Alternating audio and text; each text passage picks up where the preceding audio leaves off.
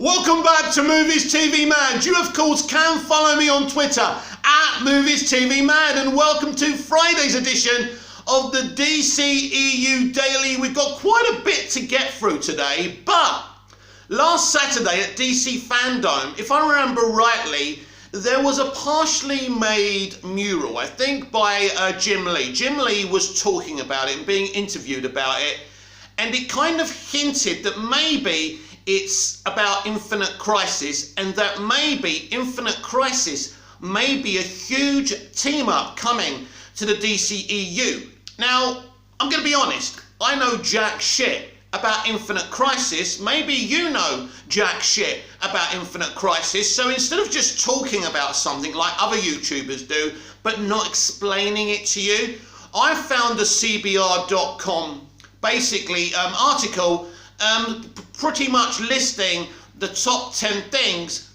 about Infinite Crisis. So we'll go through this and discuss if this could work, you know, in the DC live action universe. So let's go. The 10 biggest things that happened during DC's Infinite Crisis. Infinite Crisis was a monumental event for DC, and there were some huge things that happened that helped shape future comics, by David Half of CBR.com. In our modern age of comics, there aren't many events bigger than DC Comics' 2005 and 2006 event, Infinite Crisis. It had some massive shoes to fill, as it was the sequel to what is probably the best event comic ever, Crisis on Infinite Earths. DC pulled out all the stops to this one, as it started seeding the story for years before it ever began, setting things up for what would be one of its biggest stories ever. Now, Infinite Crisis, I do know one thing about it. This is actually a 5-arc comic book, I think, a graphic novel by Jeff Johns.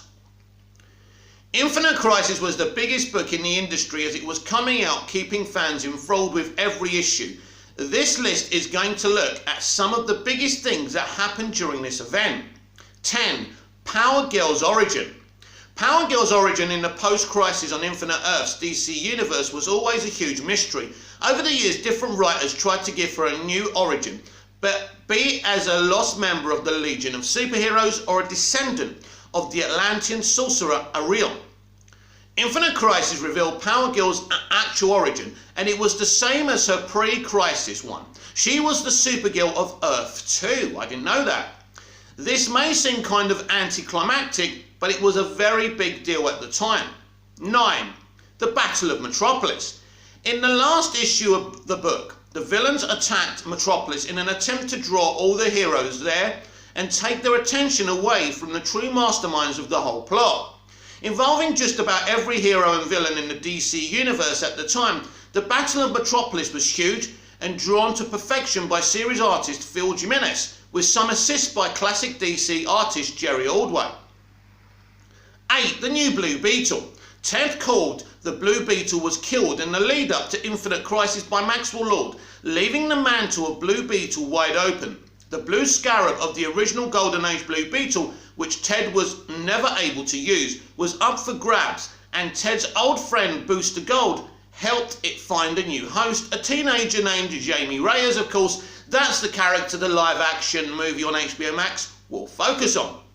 Jamie Reyes would be a different kind of Blue Beetle than Ted. Fans would gravitate to the character, and he would even end up in the TV show Young Justice, garnering some mainstream popularity for Blue Beetle. 7. Return of the Heroes of the Crisis. The first issue of Infinite Crisis had a mysterious voice critiquing the events happening recently in the DC universe, talking about how the heroes had lost their way and how dark the universe had become. The last pages would reveal who was saying this. The Superman of Earth 2, along with his wife Lois Lane Kent, Alexander Luthor of Earth 3, and the Superboy of Earth Prime. This was a shocking moment and had fans buzzing. 6. Betrayal. Unfortunately, not everything was on the up and up with the returning characters. Alexander Luthor and Superboy Prime had been coming to the DC universe for a long time, since the Crisis, changing things and tweaking the universe. This was all part of a sinister plot. They were trying to find what they thought of as the Earth, they were trying to find what they thought of as the perfect Earth, and would stop at nothing manipulating heroes and villains alike and betraying everything they had stood for. 5. The death of the wizard Shazam. One of the key parts of their plan was the destruction of the most powerful magical beings in the DC universe. This would break the orderly flow of magic that these beings had established over the years, making magic into a wild thing they would harness for their own purposes. They tasked an Eclipso-possessed Jean Loring to manipulate the Spectre into doing their dirty work, and he was able to destroy the wizard Shazam, robbing Captain Marvel of his power and changing the nature of magic. 4. Superboy Prime. Superboy Prime and his various rampages throughout the book were a huge part of the whole event. He was responsible for deaths of many second-string Teen Titans, and then a much bigger death. More on that one in next entry. He would smack around the Green Lantern Corps like it wasn't a thing, and generally make a huge nuisance of himself. After the story, he would stay around and become one of the most powerful villains in the DC universe, acting as an indictment of angry, entitled fanboys everywhere. Yes, because it's only fanboys that read comics, it's only boys, it's only men, and men getting angry is a bad thing because we're not allowed to be angry anymore. Everyone's positive and happy, aren't they, anyway? 3. Death of Superboy. Superboy had debuted back during the rise of the Superman story after Superman died. He would become a big part of the DC universe, founding Young Justice along with Robin and Wonder Girl and helping revitalise the Teen Titans for a new generation. He would die battling Superboy Prime and destroying the multiversal tuning fork Alexander Luthor was using to recreate the multiverse, sacrificing himself in a heart-wrenchingly heroic manner. 2. The death of the originals. The Superman and Lois Lane of Earth 2 and the original versions of the two characters, the ones who debuted way back in the Golden Age, their latter-day adventures played out in the Earth 2 comics of the Silver and Bronze Age before their retirement in Crisis on Infinite Earths.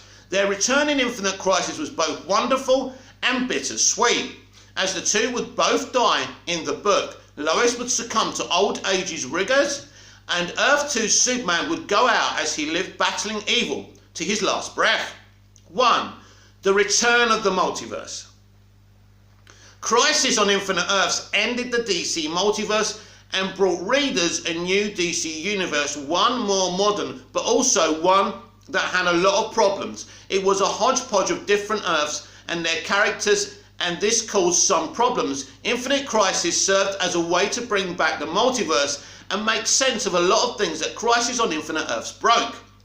Infinite Crisis brought this concept back to DC, and that's easily the biggest thing to happen to DC since the multiverse was destroyed.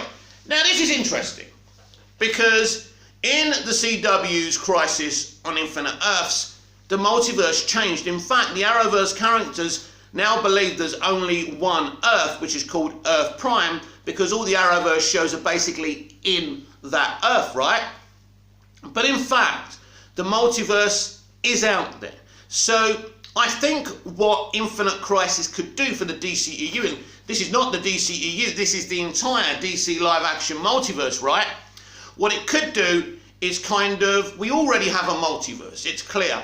But I think what an Infinite Crisis could do, if it's coming soon or in the next 2 or 3 years or whatever, what they could do, they could set up the multiverse so everyone watching these films and TV shows actually understands who and what belongs where, on what Earth, and most important of all, the numbers of these Earths and what order they come in. They can kill off certain versions of Superman, they can have a villain like Superboy Prime and things like that.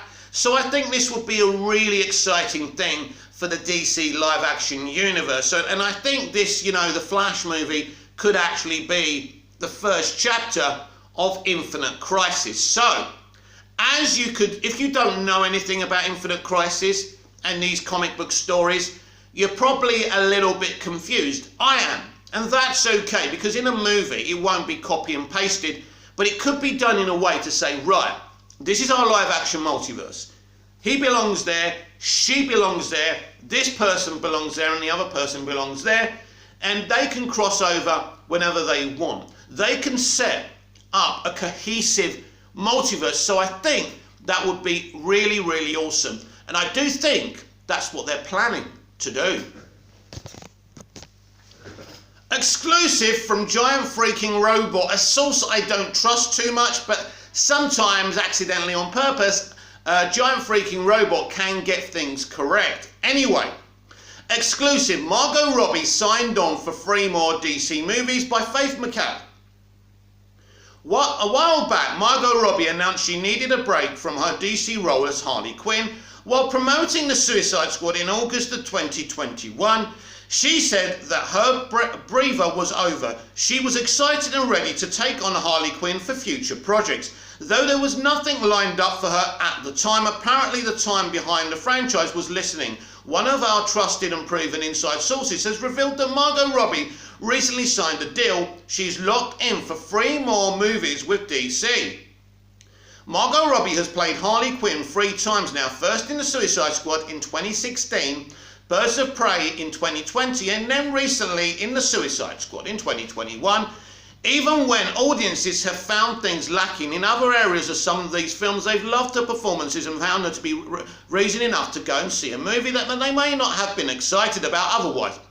So signing Margot Robbie on for 3 more movies seems like a no-brainer for DC. While we were unable to learn what the 3 future projects are for Harley Quinn, there's been enough talk to give us plenty of hints where to look. One project is very likely, the Suicide Squad 2. The first movie spawned its own spin-off series for John Cena's Peacemaker for HBO Max. A direct sequel for the Suicide Squad feels like a given at this point. There's also been a lot of discussion around Gotham Sirens. In fact, Margot Robbie has said that prior to making Birds of Prey, there was a decision to be made about whether Gotham City Sirens or Birds of Prey came first. It makes sense now for that adaptation to be one of the next projects on the actress's radar for Harley Quinn. What these projects have in common is that they're both ensemble projects. Margot Robbie won't be stealing the stage in either of them, and that's how she likes it for Harley Quinn. She said that her character just doesn't work as a solo act. In fact, Margot proves here she doesn't understand this character because she's at her best when she's the iconic Harley Quinn doing bad shit, but being a little bit relatable and likeable. Anyway, that her character just doesn't work as a solo act. The reason she wants to play with other women is so she can virtue signal about strong females. That's the truth. She needs others to play off so she can have her wild and unpredictable reactions and really surprise the audience. Something I noticed about Harley from the start is she is always going to have more fun when she's in a group dynamic, of course, with women. Of course. In a group, you're always going to see the most come out of her personality because she's got people to play with and pick apart or fall in love with or backstab or whatever. She's always decided how she feels about the people around her and then acts accordingly, which is always unpredictable. Margot Robbie speaking about Harley Quinn. While Birds of Prey 2 could be a project in Margot Robbie's future, it seems unlikely. Other actresses from that movie are moving forward with DC projects and may make up the cast for a sequel. Some recent reports have suggested that Margot Robbie won't be involved with where the first movie left off. That makes sense. At the end of Birds of Prey, Harley Quinn recaps that the others have joined up and formed their own group. She refers to them as Goody Two-Shoes. She then shows off a business card that doesn't mention Birds of Prey and gets in her own car for all intents and purposes. It seems that she's leaving them to go off on her own path. She's then handed the iconic breakfast sandwich, winks at the camera, and the movie is over, setting the others up for a Birds of Prey 2 without her, which I think is the best idea. DC knows that Margot Robbie as Harley Quinn is a huge draw for their movies, even though only one of the movies she's been in has been a huge box office hit. Now, I'm not saying that The Suicide Squad wasn't a huge hit because it was on HBO Max, and even Jason Kilar has now said we're not just looking at box offices this year, we're looking at what movies also did with Day and Date and HBO Max, which makes sense. The actress likes the character to be part of an ensemble. This gives them the perfect opportunity to use Harley Quinn to bring audiences in to see brand new casts and expand the DC universe. Hopefully they'll use Harley Quinn's draw wisely and make something great. If not, at least there will be more Margot Robbie. So that's the article. Look, they could be right, because sometimes Giant Freaking Robot is right, sometimes it's wrong. You know, a broken clock can be right twice a day, right? Anyway, look, when I look at the adaptations of Harley Quinn played by Margot Robbie, I look at the first Suicide Squad, I look at Birds of Prey, and I look at James Gunn's The Suicide Squad. We've literally had a trilogy already of Margot Robbie's Harley Quinn. And unfortunately, when it comes to comic book adaptations, people making these adaptations try and steer away from the original, you know, material, which is a shame. Partially, this is their politics, this is their worldview. They're trying to change who Margot Robbie's Harley Quinn is. They think she's some kind of feminist icon or something, and she's not. She's the total opposite. Unfortunately, Margot Robbie is a third wave feminist, so that's the problem. You try and rewrite history, and of course the extreme left enjoy rewriting real history, let alone the history of iconic characters. You have Bruce Timm, who co-created Harley Quinn. Why has he never written and directed a live-action movie for this character? Now, I love James Gunn, but I don't think his version of Harley was that brilliant. It was okay. It works. I don't think she was as good in the second Suicide Squad as she was in the first. I enjoyed her a lot more, and I'm not talking about how they treated her as a sexual object. Her personality has stuck with the Joker. Here's the thing as well. Because the extreme left are the extreme left, and they're running Hollywood, they don't like the fact that Harley Quinn is partnered up with the Joker in the comics and the animated series, which are her origins. So every time they try and get her away from the Joker. Here's the thing. One of the reasons that the first Suicide Squad movie made so much money was because the Joker and Harley were together. It was partially, you know, a Harley and Joker dynamic. That's why people came to see that movie. People love the Joker, people love Harley and the Joker together. But these people, these extremists, don't approve of that relationship because they take fiction so seriously, like it's real life. So it's kind of ironic that they tell us that comics and comic book movies are for children, not to take them seriously, not to get angry about stuff that's not in it that we like. But they're the ones who make everything political and try and imprint their worldview into these characters. Here's the facts. People love Harley and the Joker together. And another ensemble with an all-girls together movie involving Harley Quinn, where we try and make her a nicey, cutie character, even though she kills people, but let's make that fun, because it's okay when women kill people, especially when it's straight white males. Yeah, girls, kill another few, right? It's cool. This is your extreme left. These are the Hollywood creatives that we stan and look up to. This is how toxic they are. And until they understand who Harley Quinn actually is, they're never going to get her right. Never. Because I don't think they got her spot on yet. But I do prefer her in the 2016 Suicide Squad movie. But this is why I think that Bruce Timm should be involved in live action Harley Quinn. Why won't he be? Because Margot Robbie, in her little contracts, gets a little creative credit. And because she's a third wave feminist, she imprints that propaganda and worldview into this brilliant character, and the more she plays her, the more she's going to ruin her. The Flash director describes emotional conflict at the heart of time travel turmoil. This sounds interesting. This is by comicbook.com. By Cameron Bonomolo of comicbook.com. Right. The Flash director describes the emotional and intimate conflict at the heart of the DC superhero movie about speedster Barry Allen's Ezra Miller race against time to save his mother.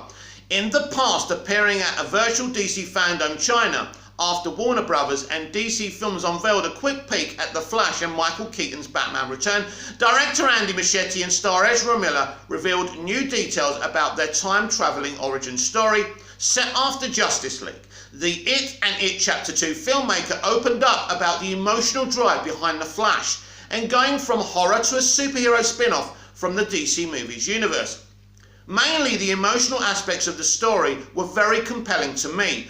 Obviously, it's a superhero movie, it's a big spectacle adventure, but what really brought me into it was the emotional power of it, Muschietti said at the Chinese version of DC Fandom. There's an emotional message in the story. It's also a time-travelling story, which is always very attractive to me. Time travel has something that is inherently compelling in general, but this one is very special because it's a very intimate conflict. Wow!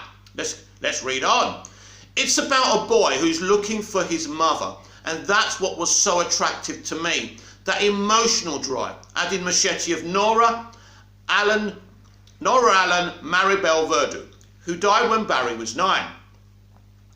Barry became a student of forensic science to exonerate his falsely convicted father Henry Allen, Ron Livingston, replacing Justice League's Billy Crudup.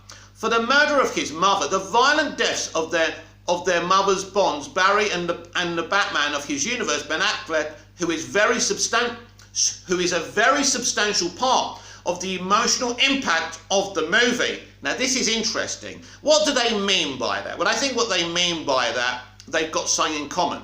You know, pretty much Barry's lost both of his parents and Bruce saw his parents being murdered. So they have that emotional impact, that emotional element in common. The interaction and relationship between Barry and Affleck's Wayne will bring an emotional level that we haven't seen before. It's Barry's movie, it's Barry's story, but there are characters and are more related than we think. The director previously told Vanity Fair they both lost their mothers to murder, and that's one of the emotional vessels of the movie. That's where the Affleck Batman kicks in. Affleck's Bruce Wayne is the baseline, Muschietti said. He's part of the unaltered state before we jump into Barry's adventure. There's familiarity there. And this is what I predicted to you. That's where we're going to see Ben Affleck's Batman. I don't know if we'll see him in the multiverse again, playing different versions and stuff. Who knows? Now, this is interesting. I believe we're going to see the whole of the Justice League, the modern Justice League from the Snyder Cut. Probably not Ray Fisher. So that kind of confirms what I thought. The unfamiliarity comes when Barry, breaking through the barriers of the Speed Force, encounters a multiverse Batman, Keaton, an alien Supergirl, Sasha Calle, and a double Barry Allen, also Miller, wearing a batsuit with a spray-painted Flash symbol. Starring Ezra Miller, Ben Affleck, Sasha Calle, Kiersey Clemons. It sounds brilliant, doesn't it? And very, very exciting. I'm so very hyped for that movie. So Andy Muschietti talks about the emotional element that he has in common with Ben Affleck's Batman, aka Bruce Wayne, and how we're going to see Bruce Wayne at the beginning of this film and then click into gear. And you kind of saw that in Zack Snyder's Justice League Snyder Cut as well. The big question is, how much Batfleck do we see? I just don't think that Ben filmed a lot for this movie. I think there's a car chase, which we know about. I think there will be interactions. I think that car chase is at the beginning of the movie, just to display that his Batman is out there still doing his thing. What happens when Barry fixes Flashpoint and comes back? Is there still a Batfleck? I think there might be, because we know it's looking pretty like a decent bet that Ben Affleck's Batman is in Batgirl. And Batgirl is already in production. So, you know, the Flash movie doesn't release till November. So it could be after the Flash movie, but if it's before the Flash movie, it doesn't mean that he's going to survive Flashpoint. Looking at the timings, I just can't see how Batgirl can come after the Flash movie. It may do. We're just going to have to wait and see. But of course, it's very intriguing, isn't it? DC's Batgirl movie casting trans Asian American woman character. HBO Max's Batgirl is casting for the role of a young Asian American trans woman, which many believe is Alisa Yeo, Barbara's roommate and Ally. By the way, I don't know this character, but she's from the comics. I don't know much about her. After I read this article, if they don't, detail this character that much, I may look into her for us, because it's very interesting and good to know what's going on with these movies, because I know some people, as soon as they hear the description of this character, will lose their shit. You really shouldn't be losing your shit. She's in the comics, but even if she wasn't in the comics, all they're trying to do is represent people. Now, I know with what Ruby Rose said, that's proof, really, that they don't care about the LGBTQ community. It's obvious, right? But it's good for people to see themselves represented. It doesn't mean we can't look up to characters and have some escapism as well, but sometimes it's good to do this as well. Because, look, the days of just white men and women being in movies and TV shows are gone, because you can't do that. It's not right, is it? Imagine going back to that. I know some of you would like that, but imagine going back to a world where just white people star in stuff.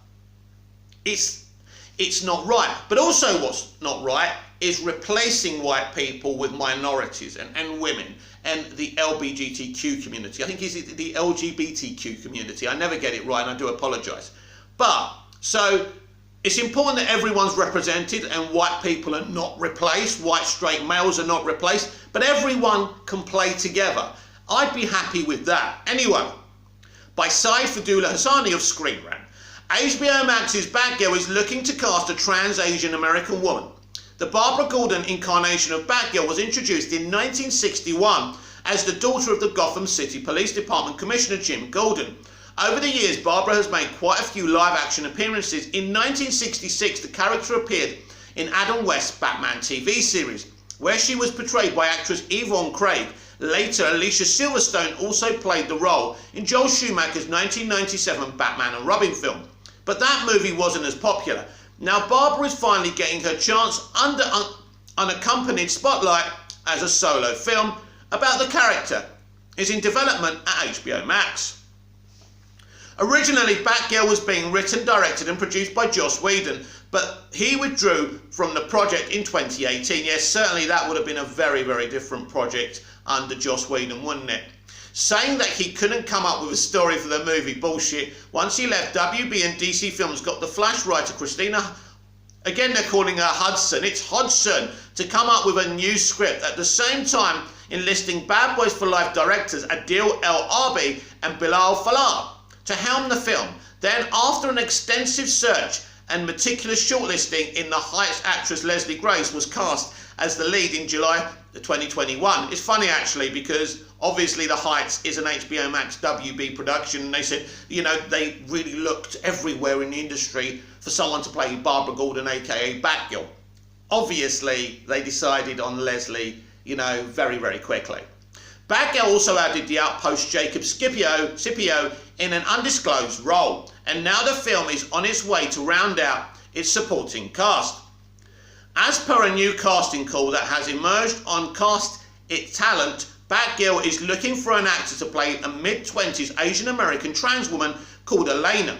The description listed in the posting matches closely with that of the DC Comics character Alicia Yu, indicating that the Barbara Gordon ally will show up in Batgirl. Additionally, Batgirl is also looking for an actor to play a younger version of the character, which further points to the incorporation of multiple timelines or flashback sequences in the new movie, which is very exciting. Hailed as one of the first major trans characters to appear in mainstream comics, Alicia Yao was created by Gail Simone and Ardian Syaf for Batgirl Volume 4-1 in 2011. An inspiring chef, Alicia becomes Barbara's roommate after the latter moves out of her dad's house. Alicia briefly dates Barbara's brother, but James, after finding out about her psychotic behaviour, she leaves him and becomes an ally to Barbara in the comics. Barbara chooses not to reveal her true identity to Alicia for her own safety. Still, the two remain friends, and Barbara even turns up as the maid of honour during Alicia's wedding with Jo, a female environmental activist. Since Batgirl is being described as a dark origin story for Barbara, it makes sense for the movie to include those characters that the protagonist encountered early on in her career as a vigilante. Alicia, for one, is a fan favourite character from the comics, and her addition to the movie elevates the diversity in Batgirl. At the moment, it's not fully confirmed if she is the character that the movie is hiring talent for. It looks like it though, doesn't it? But the character description does seem to point in that direction. Elena also seems to be a clever placeholder name. Right now, Batgirl is due to begin filming next month, so fans should be on the lookout for a potential casting announcement that may drop any time. So very exciting. Popular character. As I say, it's good to be, inclusive, but let's adapt this character in the right way, and let's not do her down, and let's not start saying, oh, representation, oh, inclusion, oh, representation. And maybe the audience will forget that you've adapted her in a crap way. Really good character. From reading that, she sounds like a very interesting character. It also looks like she's going to be in the flashbacks. And it's good for Barbara to have that one friend that she can rely on as well. So I'm looking forward to this HBO Max movie. And if Blue Beetle also hits in 2022, we've got 6 DC live-action movies next year, and that looks like to be the norm. Now, as long as they make good movies and they're not just rushed out so they can say, hey, let's make more money, then it's exciting, and I say, bring it on. And finally today, we're going to read an article from Variety. Warner Media Leadership on June, Part 2, Discovery Merger, Progress, and Why Ted Lasso isn't on HBO Max. Right, this is Ann Sarnoff and Jason Kilar talking to Variety. Variety is Warner Brothers and Warner Media's mouthpiece, and I think we all know that by now. But anyway, this isn't directly DC or DCEU related, but it affects us. What they say in this article affects the DCEU, so we're going to cover it. So, this is an article by Matt Donnelly, Angelique Jackson. Right. On the eve of AT&T's third quarter earnings report, Warner Media's top leadership invited Variety to the Warner Brothers lot in Burbank for an open-ended conversation about where the company is heading as regulators scrutinize its planned merger with Discovery Inc. That deal will see the entertainment division spun off from the telecom giant a mere 3 years after AT&T finalised its purchase of HBO, Warner Brothers and Turner Networks for $85.4 billion. By the way, this was always AT&T's plan to find. This was just about making a quick profit. This was never about them remaining, in the entertainment industry for a long time, and that was obvious. And this deal is going to net them a lot of money and pay off a lot of their debt as well. So it's a job well done for AT&T. Discovery, though, is not used to working in this kind of huge arena of entertainment, and that's a little bit concerning for me. But apparently David Zaslav is trying to educate himself, to talk to the right people. It's interesting. Warner Media CEO Jason Kilar, Ann Sarnoff, Chair and CEO of Warner Media Studio and Networks Group, and Andy Fosso, Executive Vice President and General Manager of Warner Media Direct to Consumer, were all present for the conversation. The trio stressed that despite the fact that the company is operating in the shadow of yet another disruptive merger, they are focused on positioning Warner Media, soon to be rechristened Warner Brothers Discovery, as one of the victors in the streaming wars. No topics were off limits, from bracing for adjusting to a new leader in under Discovery CEO David Zaslav, to the upside of the company's historic decision to release all of its 2021 movies simultaneously in theatres and on HBO Max. Even future job prospects were discussed. Here are key takeaways from the roundtable discussion. The day and date strategy is working, but it's about to go away. Many a Warner Media insider has bemoaned the excessive media coverage of the decision to stream the entire 2021 Warner Brothers film slate on HBO Max and release them in theatres concurrently.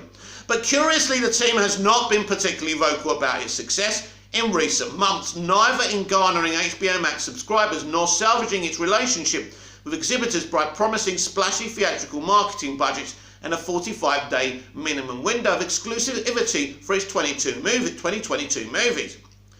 "We could be louder," said Forcell. Keeler echoed this sentiment, saying, "We could ring the bell louder, which is one of the many reasons why I love getting to do what I do. And Andy are humble. I'm humble, and sometimes it takes a little bit of a nudge to get us to lean in and ring that bell." Sarnoff said, perhaps most significantly, it wasn't the time to boast. She was presumably referring to celebrating wins amidst the global pandemic and the economic havoc and job losses it caused in the media sector. Zaslav has gone to Hollywood school. Since the announcement that Discovery would be taking the keys to Warner Media from AT&T, there's been much speculation about how incoming honcho Zaslav will run the show. Sarnoff, Forcell and Keeler underscored their obligations to the regulatory process and said they have been forbidden from discussing management and transition matters with Zaslav until the transaction closes. But that doesn't mean they don't have first impressions of the man who might soon be their boss, especially after Zaslav visited the company in June for a town hall with Keeler interviewing him. "I think the teams are favourably impressed," Sarnoff said. "He was authentic and approachable. He said he doesn't really understand our business." That's a bit troubling, isn't it? Businesses in the studio and network group. He doesn't understand the scripted side because Discovery is primarily in the unscripted business. Sarnoff went on to say that Zaslav has been around town going to school. "I think people like that, he's really trying to understand how we do things instead of forming his opinions too quickly." Subsequent general meetings between Zaslav and Keeler and his director reports have given our teams more comfort that he is going to understand who we are and what we do. He's a guy who has come from the media business and gets it. And as much as we love AT&T, people are excited about being a pure play media company going forward, Sarnoff concluded. I think she's right there. Consolidation blues. While Hollywood's direct-to-consumer obsession is cheering Wall Street, a major consequence of the current M&A spree is job losses, staggering amounts in some cases. Variety asked Keeler, Forcell and Sarnoff about the mood on the studio lot since news broke that Discovery would scoop them up, specifically referencing previous reports about fear confusion over the days ahead. "I would push back on a low morale. I do not see that," said Keeler. Christy Huberger, Warner Media Chief Inclusion Officer and Executive Vice President of Communications, referenced an internal study at the company that measured job satisfaction. It was conducted before the news of the Discovery deal broke. In May, about 17,000 of the company's 28,000 employees participated. "We continue to measure those things and we have not seen meaningful change," since Huberger said. Keeler spoke for himself, Sarnoff and Forcell in saying, "Leaders need to lead. They need to set a vision, set a context for that vision, and ultimately install confidence in those two things. I'm very happy to report that it's working in terms of the results of the businesses. There's an understandable level of uncertainty about what happens a year or two from now in terms of comfort today and how we're doing, and the effectiveness of our strategy is very high." Sarnoff said the same goes for Warner Media's creative partners, some of whom, most prominently director Christopher Nolan, decried the studio's day-and-date strategy involving HBO Max. She also said that company studios and networks executives have never had more cross-pollination. "We have the entertainment content team all together, and that has put a wind in people's sails," she said. Examples of this harmony includes the Suicide Squad film spinning out John Cena's Peacemaker into its own original series. On a broader level, she spoke of the partnership between Warner Brothers Pictures Group Chairman Toby Emmerich and Casey Bloys, Chief Content Officer for HBO and HBO Max. "There are movies for theatres and HBO Max coming from Toby, who is now joined at the hip with Casey. None of that existed a year ago. All of their jobs and opportunities have opened up," Sarnoff said. The Big Three. As Warner Media aims to draw in new subscribers, the company has analysed who and how and what brings in business to HBO Max. As a result of that analysis, Sarnoff confidently asserted that the streamer has long-term staying power. "In terms of those free streaming services that we think are winners, we are going to be one of them," Sarnoff said, pointing to the breadth and depth of the company's upcoming slate, which boasts 5 DC movies including The Batman, Black Adam, and Aquaman and the Lost Kingdom, all of which made a splash last Saturday at the second annual DC Fandom Virtual Convention, and the Game of Thrones prequel series, which she pegs as another 4-quadrant draw. We can serve the entire family as well as give people those amazing kind of fan-centric series and shows, she explained. We're really doubling down on both areas, and that's why we're spending so much money on our content, Sarnoff added. We've raised our game tremendously in the last year. Sarnoff did not elaborate on what defined winning. Winning streaming service. Thought Keeler later offered that metric be used was the company's ability to divest from Amazon's wholesale channel platform and still amass subscribers at volume. There's only 3 companies on the planet that can make this decision from a position of strength, and Warner is clearly one of them, Keeler explained, calling out Netflix and Disney as the other 2 industry leaders. As for the typical consumer who was a subscriber via Amazon, Keeler is encouraged that they will find their way to the HBO Max platform instead. Though earnings are on the brain, Variety's conversation with the Warner Media leadership also came on the eve of June. Denis Villeneuve's sci-fi epic that has many industry observers watching closely for box office and streaming performance. The opening title of the movie proclaims that the project is Dune Part 1, and Villeneuve previously told Variety that he's optimistic he will get to shoot a sequel to Frank Herbert's 1965 novel. But is the Warner Media team ready to officially announce the green light for Part 2? I'm not breaking news today, Sarnoff said, but the team is more than happy with the $130 million the film has grossed internationally. Keeler pointed out enthusiastically that the film has yet to open in North America, China or the UK. We're really happy with where we're at 14 days in, he said. Sarnoff did illuminate what factors will determine or whether a sequel eventually gets the go-ahead. The story in itself sets up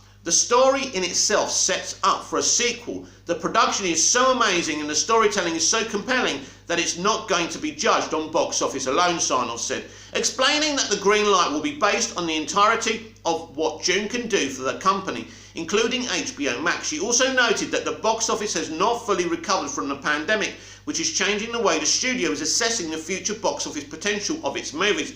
We're not doing our ultimate in green lights that we used to, Sarnoff said. You have to kind of consider the circumstances that we're in now and project to a more normal circumstance.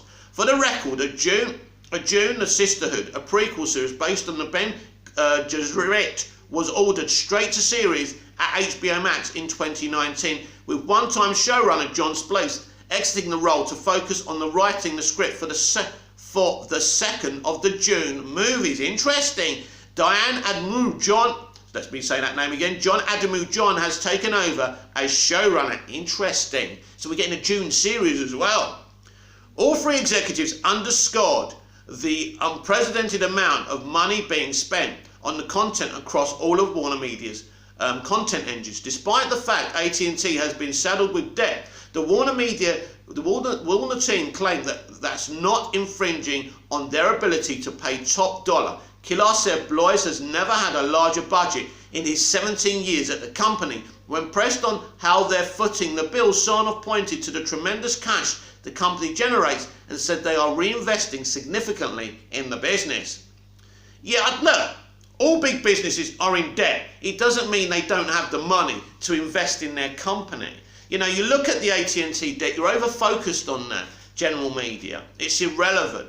You know, the company has made some really big, brave, bold decisions, and it's going in the right direction. They're not perfect, as we know from the Ruby Rose allegations, but hopefully things can slowly get better for the company. Warner Brothers Television, for one, makes shows for all Hollywood, including the Apple TV Plus juggernaut, Ted Lasso. Sarnoff noted that the show was developed before HBO Max existed, but even though Jason Sudeikis isn't lighting up HBO Max, the property is still valuable for the studio. When it was greenlit, there was no HBO Max, she said, but yet it's profitable because I think it's no great surprise the streamer paid a hit show and partner in Apple on that. And Jason and CEO creator Bill Lawrence, it's the right thing in this moment in time to have a series about this kind of guy who's so hopeful. Anyway, Keeler was less concrete about his future with Warner Media, acknowledging that there's a lot of speculation that he'll step down once the Discovery merger closes. It's a fair question, Keeler said when asked if he had definitive plans to leave when Zaslav takes the helm of Warner Brothers Discovery. I'll repeat what I shared with every single team member here on this lot, which is, in the new year I will put my brain cells against that question. Be continued, promising transparency around his decision as he gets to closure on that question. Explaining why he doesn't have a clear-cut answer right now, Keeler explained that he's focused on other matters at the moment. We've got a lot going on right now. We've got big businesses with almost 30 million or 30,000? I can't read numbers, sue me. People, that's growing, he said. We've got, I think, the fastest growing streaming service in the markets in which we operate, and that's my focus. Well, very interesting. I like that article. A well done, Variety. You got the exclusive because you are Warner Brothers mouthpiece, and we all know that. Remember, the Anne Sarnoff hit piece also came from Variety. Anyway, one of the takeaways of this, of course, was June, which is very interesting, unrelated to DC. But also, if we look at the Suicide Squad, James Gunn's The Suicide Squad, when they say we're not just judging box office, we're judging what it does on HBO Max. It's only fair. We're in a pandemic era. So, as I've said to you before, this has made so much money. The day and date is so valuable. So they will judge the Suicide Squad on HBO Max. What I think is going to happen because of its performance on HBO Max, that Suicide Squad 2, which will absolutely, almost definitely happen, will be exclusive to HBO Max, and it will not go through the theatrical system, because I think the box office for the Suicide Squad, the first one that James Gunn did, proves the IP just isn't popular enough to spend money on the marketing that they do for theatrical releases in the theatrical model. So I believe there is a Suicide Squad, there is the Suicide Squad 2, or call it Suicide Squad 3 if you want, and there'll be more from James Gunn in that little playpen, but it won't be through the theatrical system. And I think proof of that is with Peacemaker as well. That will need to perform well on HBO Max. It will perform well on HBO Max. So very, very interesting. But something they didn't mention, of course, which they won't mention, is Zack Snyder's Justice League Snyder Cut, which did very, very well for them on Blu-ray, DVD, and on HBO Max, and on Sky in the UK. They made a hell of a lot of money out of that movie. Obviously, Zack Snyder must have made a lot of money out of that movie, and he invested his personal money into that movie as well. So good for him. So, will they be looking at that film's performance? You can bet your bottom dollar. And if Anne Sarnoff and Jason Keeler won't do that, David Zaslav certainly will. There will be more Snyderverse. There will be more Zack Snyder's Justice League. I can assure you of that. This has been the DCEU Daily. I'm Mick, your host with the most. Just ask your girlfriends and your wives. Please like, share, comment. Please subscribe. Hit the notification bell. And I'll be back tomorrow with even more DCEU Daily. Until then, goodbye.